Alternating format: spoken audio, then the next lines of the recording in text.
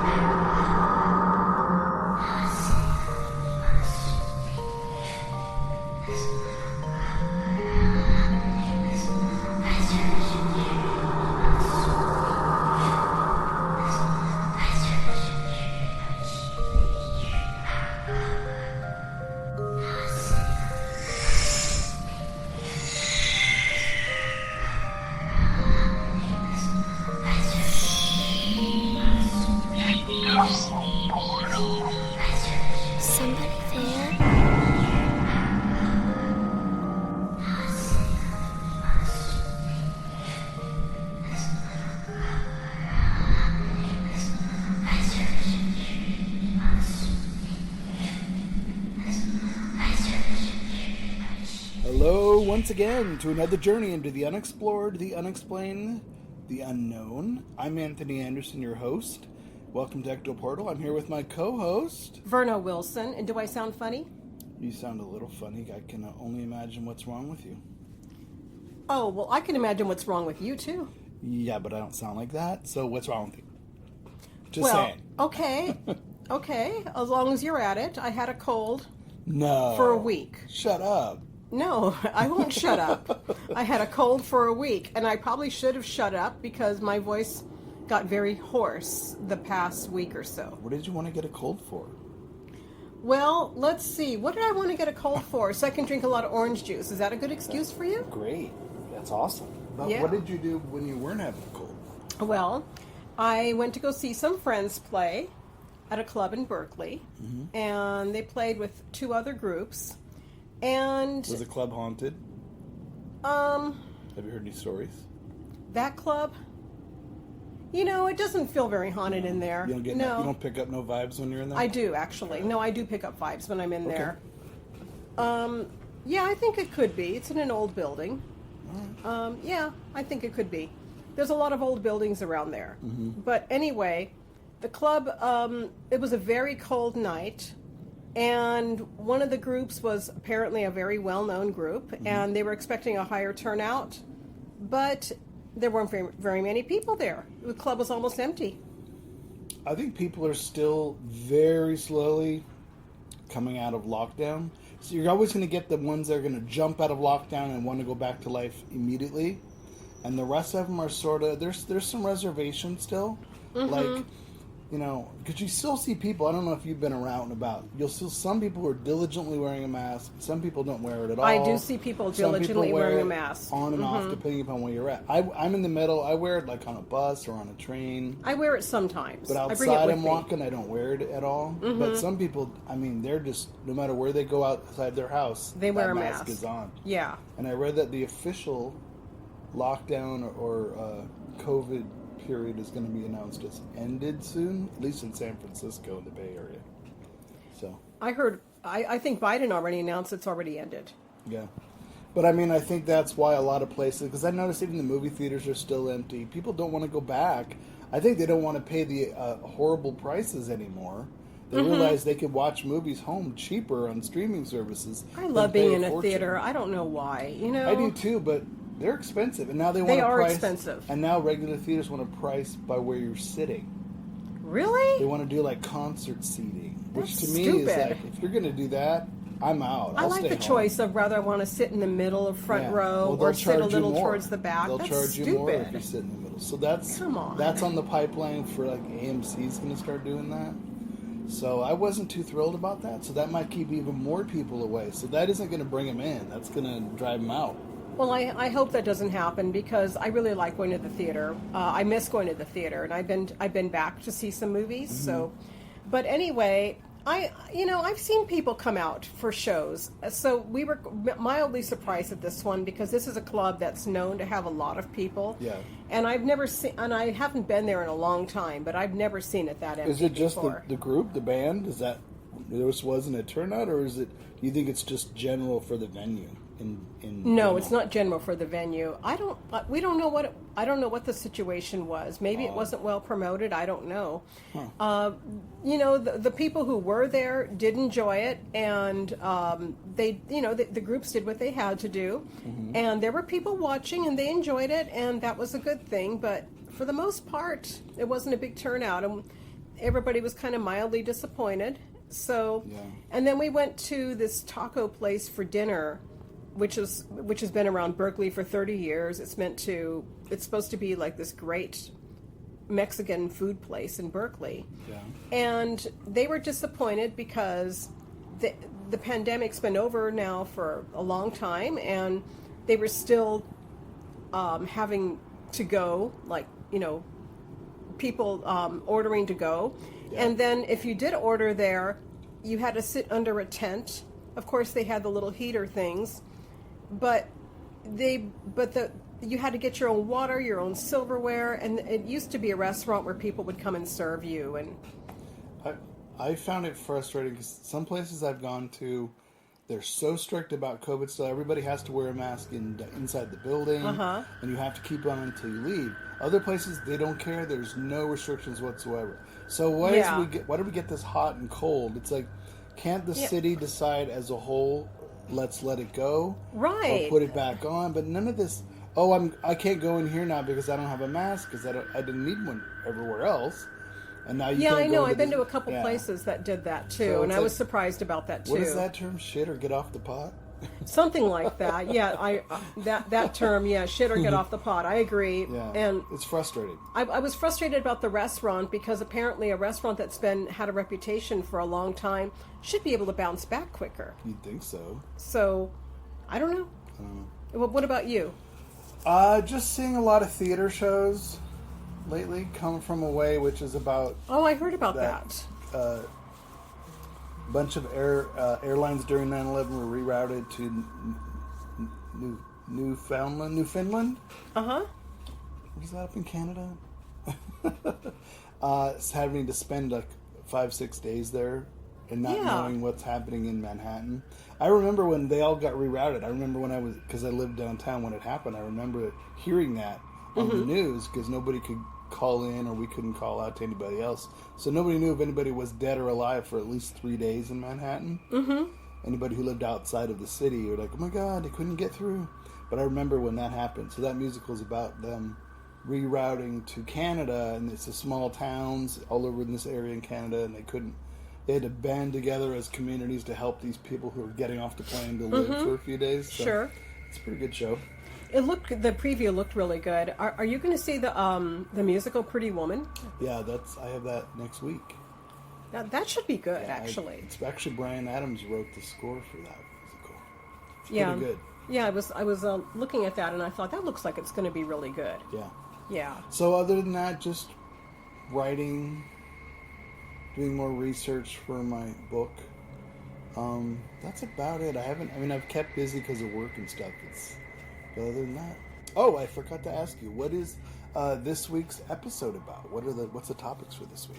Sure. I'm going to be putting 2 legends into one episode. One of them is about the haunted grave of Angeline Hoagland. She was a little 2-year-old girl who died during the Gold Rush era in Arizona, and a lot of people have spotted her ghosts near her grave site. Yeah, and a lot of the locals talk about that.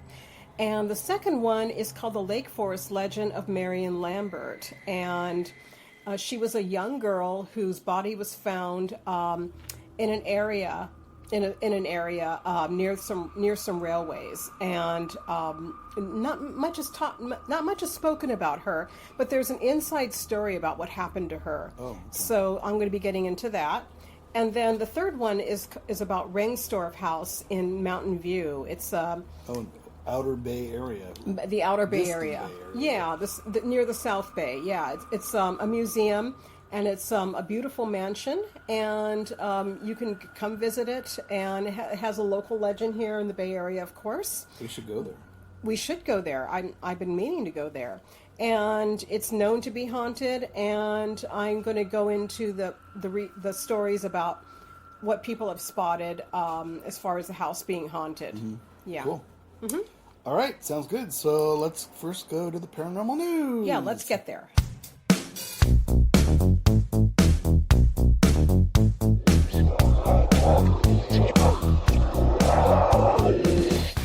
And welcome back to the paranormal news. I have an article first up. Okay. It's about Elvira, Mistress of the Dark, Cassandra Peterson. Everybody knows Elvira. Of course. Well, apparently, she has been living in an LA mansion for years, and she sold it to Brad Pitt and told him it was extremely haunted, and he loved that fact. So she's, of course, she sold it to him in 1994 and said it was haunted. But instead of being afraid, she says he was very excited about it. His immediate fascination with the house suddenly sparked when she told him it was haunted. He bought it from her for $1.7 million and just sold it after nearly 30 years for about $40 million. Cassandra said we're kind of warning him that a lot of weird things have been going on in the house since they moved in. He said he's very excited. He thought it was really cool. She says she's seen people walking around upstairs. Real people just walking. One time a ghost was sitting downstairs in front of the fireplace. One time one walked into her bedroom and back out again. She said once we saw a person floating around at the bottom of the pool. Things like that. She says it sounds kind of nutty. And she says, I know it's what you would expect from me, right? But she says, I don't have hallucinations. I wasn't high and I can't explain those things. You know, there's a lot of old mansions in Hollywood. I'm not surprised. Yeah. She said the spooky event started right after she and her ex-husband, musician Mark Pearson, moved in to the 29-room mansion. She's now been in a 21-year relationship with Teresa Weirson. They even had a priest come in and do an exorcism. Oh, okay. She said, I had all kinds of things because it was really getting to a point like, I don't know if I can continue to live here, she said. So they were telling Brad all about that, and he loved it. And there are not many buyers who will use that as a selling point. Nowadays, that may not be true. But he's like, oh, that's awesome. I love it. And he appreciated the house a lot. They got together like three times before he bought the house. And noting that she was 9 months pregnant with her now 28-year-old when Pitt purchased the house. She said he was wonderful. She met his mom and dad. I heard he was a nice person. Yeah. She said he's just the perfect person to buy it because he's so interested in the architecture, and this house is just a really exquisite house. Pitt loved the living room, dining room, solid mahogany wall panels, copper ceilings. It was a stunning house. But the house was in rough shape when Peterson bought it and had been even considered a teardown by developers. But Pitt did tons and tons of work on it. After selling to the movie star, she bought the property next door and became his neighbor for many years. So she witnessed the home's transformation, including lifting the home off its foundation to install a new base. Now, after 3 decades of ownership and renovations and expansions, Brad Pitt sold the sprawling estate to in the neighborhood of Los Feliz. He was trying to unload the 1.9 acre property off the market for $40 million in January. The house is where, of course, he and ex-wife Angelina Jolie raised their 6 kids, and they split, of course, in 2016. So it shows you that even celebrities can be into the paranormal or kind of excited about. Well, of course they can. You know, she would be a cool person to have on the show since she's so into it. But if I were her, I would have done some research on the history of the house and who lived there before. Yeah, because it's such an old house. In Hollywood, I would imagine, because they used to have specific architects build their houses. They did. So it couldn't have had that many owners, I'm guessing. Yeah. But you never know. This house may be built, someone may have lived in it 5 years, something happened, they sold it. It sold it to several people before it got to someone else. So we don't know. I don't know. I'd be curious to see. Maybe we can try and get her to be on the show. I would love to get her to be on the show. And we could talk about it. Yeah. You know, maybe do a little research of our own and then find out what she's got, and we can talk about it. Yeah, I think she would be a good one, but let's try. All right. Yeah. So what do you got? Well, what I have here is this man who found a gravestone under his house, and this happened in New Orleans. And it doesn't surprise me about New Orleans, very old city. Very. So this man discovered a gravestone under his house when he was clearing out some rubble. He explained that he started carrying out some repairs and renovation work, and he noticed that there was a buildup, a buildup under its foundations. So when he was trying to, this happened in Holy Cross, New Orleans, and when he was trying to build up the house and get all this, the rubble out, he said that it was built in the 1890s, and so it probably wasn't built over, so someone had to move there from before, and so he was surprised when he went ahead and uncovered all the rubble, and then he found a graveyard there. And an entire graveyard? No, not a graveyard. I'm sorry, a gravestone. Excuse me. I was going to say, wow. Well, there could be a graveyard under there, but no, a gravestone. And he said that he is actually going to keep it there because he doesn't want any gris put on him. So this was in his basement? This was in his basement. Oh, okay. And he was worried about a gris on him. A gris, in case anybody doesn't know what that is, it means a curse put on you or a curse following you. So in his case, disturbing the dead or the resting dead in peace, if you disturb it. Right. And one person asked him, "Are you sure your house isn't sitting on top of a mass burial site for paupers?" And he said, "You may want to be careful if you dig a pool. I've seen a movie about that." Yeah, poltergeist. And also, one of the other things that he found in the article in the house was that he found a bookshelf blocking the secret door in the basement, so he won't dare go inside the basement because he found the bookshelf blocking. I would totally go in the basement. I would know. go through that door just to find out what's in my He's scared to basement. remove the bookshelf because he's afraid something's there. Looks like the bookshelf might have fallen though, rather than.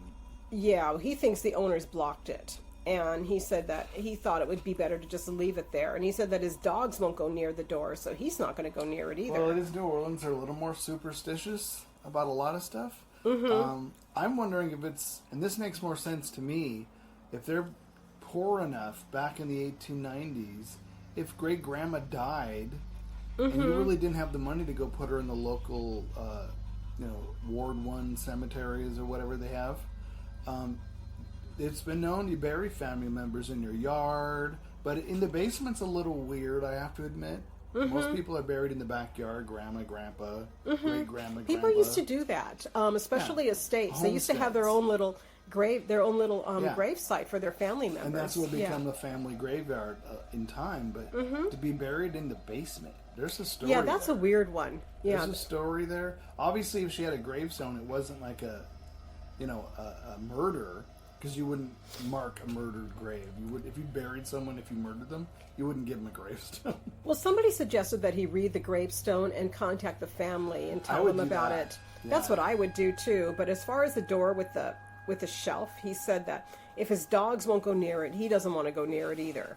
So he's a little superstitious about everything, and I can kind of understand. But I think with some simple research and Would you open the door? yeah, I would too. yeah. I would want to know what's below me.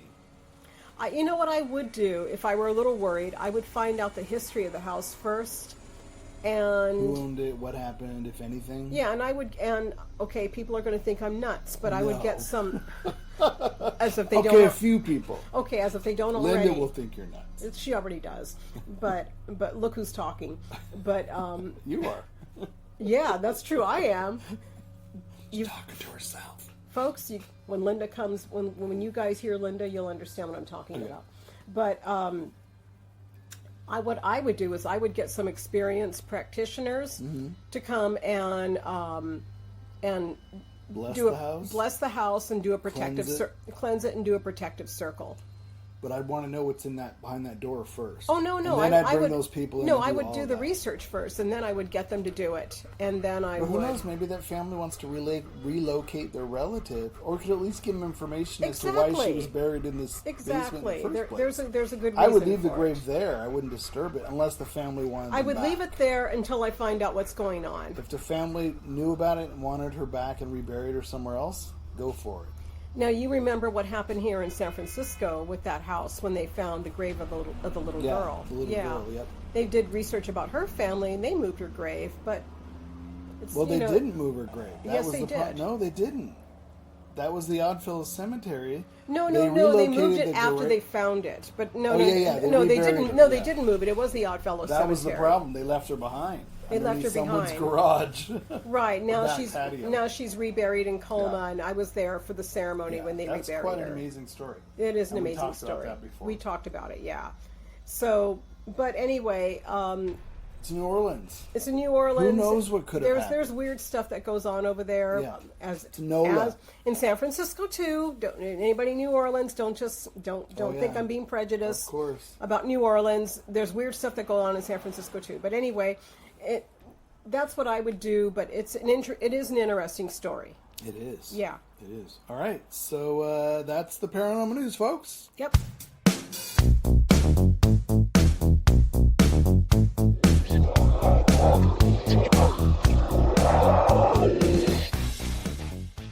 Okay, this one is about Marion Lambert, who is known as the ghost of Sheridan Road.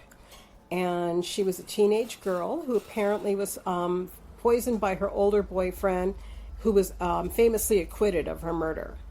This happened in Lake Forest, Illinois, and her body was found in the woods off Sheridan Road near Lake Forest College. And apparently she was fatally poisoned, and there's a lot of roadside apparitions that people have spotted of her. She was only 18 years old, and her death was considered a homicide. Some people consider it a suicide, but or an accident, but it's never been determined.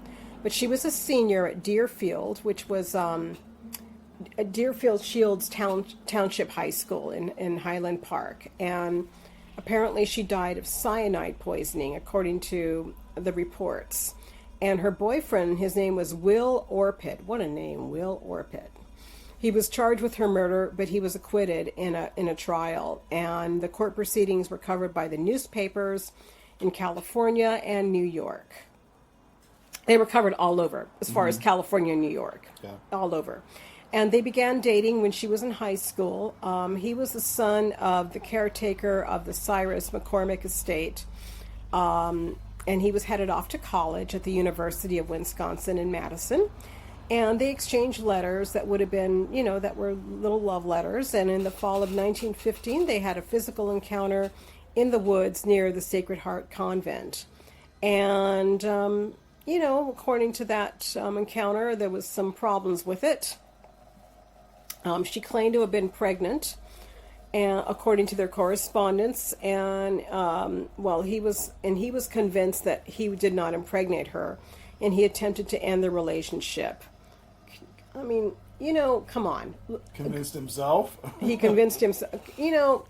Come on now. It's high school girls back then did not have a lot of sex. Who else was she going to have it with? Come on. Anyway. Some probably did. Well, some probably did, but most 18-year-old high school girls did not run around having a lot. Good girls? Is that what you're saying? Yeah, but in 1915, come on. Oh, well, anyway. But the Los Angeles Herald said that Lambert knew that she was not pregnant, but tried to convince him that.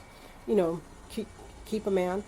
And he was said to be at least involved with at least one other girl in Madison, and that she was saying she was pregnant in order to stay with him, which the old story, But anyway, trap a man. So it was, so he got tired of her, and they don't know how it happened or or how she got the nerve to do this or say that to him. But apparently it led up to a February 8th, his efforts to break up led up to a February 8th, 1960 meeting in the Helms Woods, which at that time was part of the estate of Edith Rockefeller McCormick, daughter of John D. Rockefeller, and now a backyard in the Villa Tourism subdivision. So according to the New York Times, on the account of the trial, he tried to keep the meeting a secret from his parents, spending the night in a garage on the McCormick estate before arranging to meet her on the way to school. And here he is in the picture sitting with his arms crossed in a courtroom. He looks very sour there. Yeah. He's with his mother. And although he didn't believe that she was actually pregnant, he offered her a medicine that he said would induce a miscarriage. And it's not clear whether it was more of a molasses-based herbal medicine that was homemade. And she declined it, according to his testimony, and she called out again as he started to leave, asking if he would continue to send her letters. And he just walked away. Yeah. Yeah. She sounds a little unhinged. Right. And he said, something made me look around, I don't know what, and I saw Marion lying in the snow. I returned, knelt over her for maybe a minute, and I noticed that the moist powder in the lines of her hands. Her eyes were glazed, then a kind of a fog came into my brain, and I don't remember much except that on reaching the road, I threw away the medicine and made my way on foot to Highland Park, caught a train, and that evening arrived back in Madison. What a creep. He didn't even get help for her. I was going to say, so you just looked at her, left her, and took off. Yeah. Hopped the train. Jackass. Sorry. What an asshole. Sounds like they're both jackasses, to be honest. But continue. Well, Continue. yeah, that was a desperate act. Well, anyway, he headed back to Madison, but he was tracked down by reporters and police. He told a series of conflicting stories about what happened and relied heavily on the response, "I don't remember," during 3 days of cross-examination. Don't remember, my ass. It's funny how people forget suddenly when they're in a courtroom in front of people and a judge. Yeah. So the prosecution's theory held that he killed her because of her perceived pregnancy after producing a cyanide solution at the estate. And the defense argued that she took the cyanide herself, either to kill herself or as an accident intending to win his affection. How can you take it as an accident? Cyanide kills you. Everybody knows that. Well, you can't take it as an accident. You either eat it yourself or someone forces it down your throat. Well, that's true, yeah. You don't take it by accident. I mean, they don't have cyanide pills sitting around for no reason. Wonder where she would have gotten it. Druggist? True. Remember, kids could go buy this stuff back then. That's true, Because yeah. their parents would send them. Yeah. Oh, my mom wants some cyanide pills. Oh, what for? To kill herself? Oh, I don't think so. Thanks. Well, they said that the state was not able to get a witness to come from Wisconsin and testify. Why did they do the trial that far away? Is what I wonder. I don't. Well, maybe it's before they actually said. Well, no. The state was unable to get anybody to come from Wisconsin. So nobody was willing to be a witness. Right. Okay. So, so they did. So one of the prosecution's key witness, a friend of hers, changed her story and testified that Lambert had been depressed and discussed committing suicide if Orpit broke up with her. And that could be true if out of desperation. She adolescent, 18-year-old. Yeah, but the whole I'm pregnant trapping thing. There's something weird about that. You have serious psychological issues if you're. And here's a picture of the courtroom. But if she was pulling that crap on him, that's psychological entrapment anyway. She's a bad cookie. But it was the physical evidence of the cyanide that really decided the whole thing at the trial. So following 5 years of deliberations, the jury found that Orpit did not administer the poison. They didn't have enough evidence. 5 years of deliberations? No, 5 years. 5 hours. That's like a career choice. 5 hours sounds a little better. I'm sorry, 5 hours. Good God, Verna, 5 hours I'm versus sorry 5 years? I said it wrong. Can you imagine being stuck in a jury for Pete's sake, I just got over being sick. Oh, I hope you don't have any plans for the next half decade. You're in the jury now. Go on. I said 5. I said it wrong. Right, so, okay. Following 5 hours of deliberations, the jury found that he didn't. They found him innocent. Yeah. They found he didn't administer it. Well. And they didn't have any proof, really. Well, that's just it. Is I guess, again, this is what, 1915, you said? Yeah, right. Think about forensics. You wouldn't know how long the cyanide was in her stomach, maybe. You couldn't tell, is it on her fingers? This is stuff they would never have known to look for back then. Right. But nowadays, like, is there traces of the cyanide pill on her fingers? Did she have some more? Where did it come from in her pocket? Is there more? Is there residue? Things they could figure out that she took it herself. Because unless she had evidence of it in her pocket, on her fingers, and put it down her own throat, does it look like someone else forced it down her throat? Was there, you know what I mean? Okay, well, here's another piece of evidence. They said that the form of cyanide that killed her was potassium cyanide. And it was the type that was kept at Deerfield High School science lab, where she had been the day before. So she could maybe she stole some from the science lab. And they said she could have taken it in violation of school rules,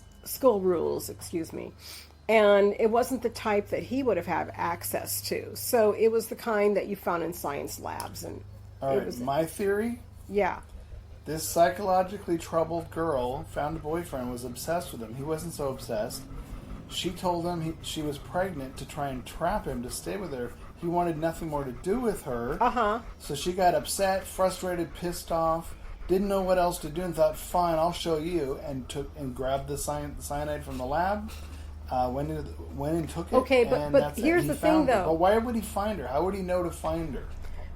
Well, here's the thing about the cyanide. They said that the type of cyanide that she had access to, she would have had to drink 2 quarts or eaten 2 pounds of it in order for it to kill her.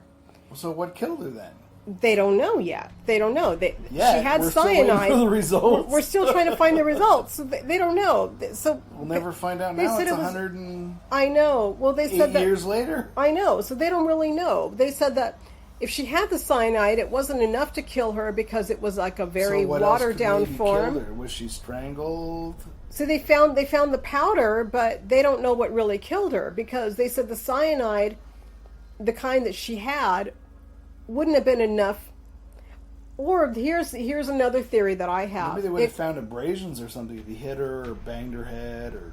Well, here's the thing: is that the cyanide could have put her in a coma, or it could have made her really sick, and she took some and she laid there and she was probably expecting him to do something and help her, but he didn't. He left her there. Thought she was dead. So maybe without any medical help, she would have died eventually. We'll but never know. Yeah. So it's just a theory. What's the paranormal in this? The paranormal is that they found apparitions of her haunting the place. Motorists on Sheridan Road reported sightings of a young girl with a damaged mouth walking around. And damaged mouth? What would be your damaged mouth? I don't know. They said a damaged mouth. Maybe her mouth was bleeding, or it looked like it was bleeding. I don't know. But there was one ghost hunter who did some hunting around the area. They found no evidence of anything supernatural, according to this ghost hunter. Mm-hmm. But also, according to the newspaper archives, Sheridan Road, which is south of Lake Forest, acquired a reputation for being haunted anyway before this happened with those two. Busy road. Lots of apparitions running up and down the road. Yeah, exactly. So what do they flag people out and go, "Oh my God, give me a ride! You made me pregnant!" Right. And of course, there's the estate nearby, and of course the estate with the families. There could be. It doesn't necessarily mean it's her. Yeah. But people said that they saw a young girl, and it could be her sometimes because if that really happened, and I don't know. So who do you got to blame? Yeah, who do you got to blame? In the end, trying to entrap a boy to say you're pregnant. Yeah. So they said that there's that the families nearby, that there were some families that lived nearby, but they don't recall seeing family members, as a ghost or. Interesting. So, but the area was known to be haunted before that happened with those two. But people claim that they've seen a young girl. Yeah. So that's the paranormal side of it. So anyway, it's, Ooh, a lot of mystery in that one. a lot of mystery in that one, yeah. And interesting that you can still look up the trial and you can still look up what happened. So it's a detective story and a ghost story all in one. And here's a picture of her, very, very cute young girl. She's very pretty, isn't she? She don't look that young in there. She's about 18. She looks like she's 35. You know, girl, I think she looks younger in the second picture. Yeah, that first one, not so much. And here's him. I don't think he was anything to kill yourself Well, over. I don't think either one of them sound like they were shining examples of their community. Well, I mean, look at him. I don't think he was anything to kill yourself over. I'm sorry. Yeah, but she's an entrapper and he was an ass, so, you know. You know, I look at his picture. He looks like kind of a striking college guy. I just don't understand why you would leave her hop a train. I don't even think he looks nice. But why would you leave her and hop a train? This is in his high school yearbook. But why would you hop a train somewhere else and then mention that she's there? Yeah, I don't think he's that striking. Yeah, he's considered handsome for a young man, but I don't think he's that striking. But he doesn't even look nice. See, something else happened. Because if you hop a train and leave someone, and you wait till you're far away before you tell someone that she's there, yeah, that means you're either running from something you did, and and you know, I think they just couldn't figure it out. I think they just didn't figure it out. Yeah, and a lot of girls looked older back then because the way they fixed their hair and everything. I think she looks younger in the profile than Unlike the 36-year-old picture next to it. Yeah, in the profile picture, she looks younger. Some but people do that where they have turned to the side and they look a lot younger. yeah. So anyway, that's what happened with those two. It's a very sad story. Yeah. And I think that she was desperate. I think he was a creep about the whole thing, no matter what happened. Yep. And that's it. All right. That's this week's episode, folks. And until next week, we'll see you once again. See you next week. Bye.